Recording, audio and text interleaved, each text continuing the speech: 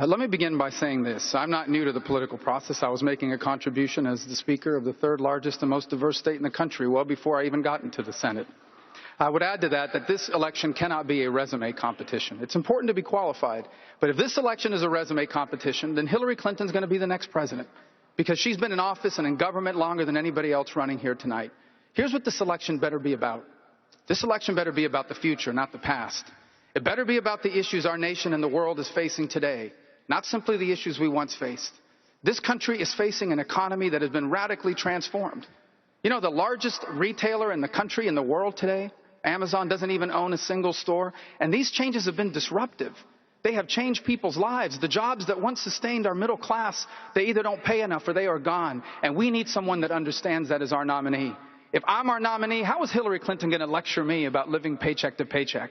I was raised paycheck to paycheck. How is she going to lecture me? How is she going to lecture me about student loans? I owed over $100,000 just 4 years ago. If I'm our nominee, we will be the party of the future. Well, let me set the record straight on a couple of things. The first is the evidence is now clear that the majority of people coming across the border are not from Mexico. They're coming from Guatemala, El Salvador, Honduras. Those countries are the source of the people that are now coming in its majority. I also believe we need a fence. The problem is if El Chapo builds a tunnel under the fence, we have to be able to deal with that too. And that's why you need an E-Verify system, and you need an entry-exit tracking system and all sorts of other things to prevent illegal immigration. But I agree with what Governor Kasich just said. People are frustrated. This is the most generous country in the world when it comes to immigration.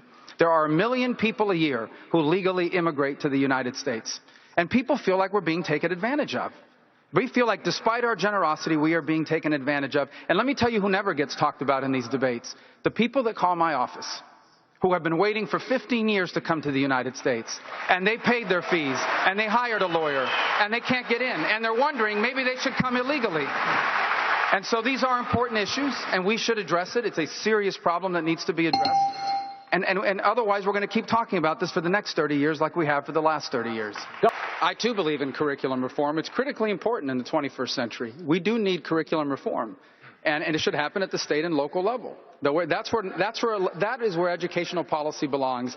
Because if a parent is unhappy with what their child is being taught in school, they can go to that local school board or their state legislature or their governor and get it changed. Here's the problem with Common Core. The Department of Education, like every federal agency, will never be satisfied. They will not stop with it being a suggestion. They will turn it into a mandate. In fact, what they will begin to say to local communities is, you will not get federal money unless you do things the way we want you to do it. And they will use Common Core or any other requirements that exist nationally to force it down the throats of our people in our states.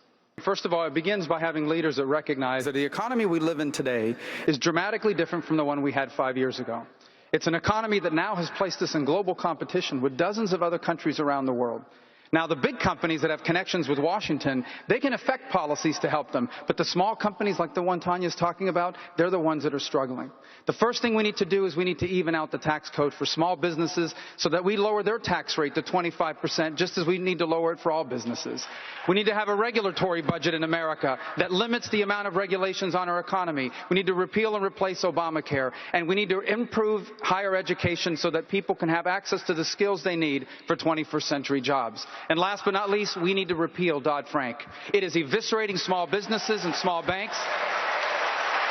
Over 40% of small and mid-sized banks that loan money to small businesses have been wiped out since Dodd-Frank has passed. We need to repeal and replace Dodd-Frank. We need to make America fair again for all businesses, but especially those being run by small business owners. Senator Rubio, thank you. Well, Megan, first of all, I'm not sure that that's a correct assessment of my record. I would go on to add that I believe all You don't favor a rape and an incest exception. I have never said that, and I have never advocated that. What I have advocated is that we pass a law in this country that says all human life at every stage of its development is worthy of protection. In fact, I think that law already exists. It's called the Constitution of the United States. And let me go further. I believe that every single human being is entitled to the protection of our laws, whether they can vote or not, whether they can speak or not, whether they can hire a lawyer or not, whether they have a birth certificate or not. And I think future generations will look back at this history of our country and call us barbarians for murdering millions of babies who we never gave them a chance to live. Well, first let me say I think God has blessed us. He's blessed the Republican Party with some very good candidates. The Democrats can't even find one.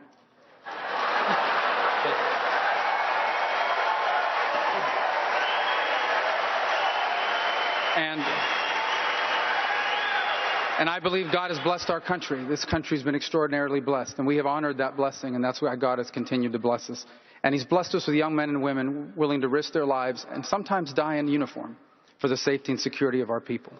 Unfortunately, today we have a VA that does not do enough for them. I am proud that last year we helped change the law.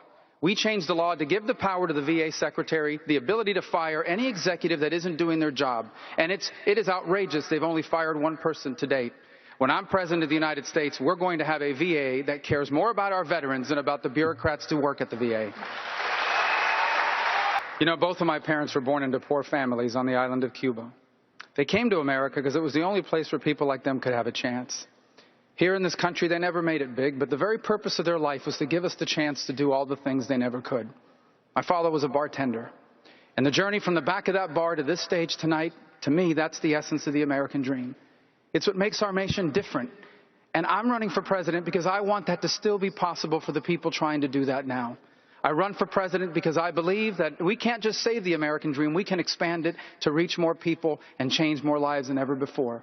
And that's why I'm asking for your vote, so we can make America greater than it's ever been and make of this century a new American century.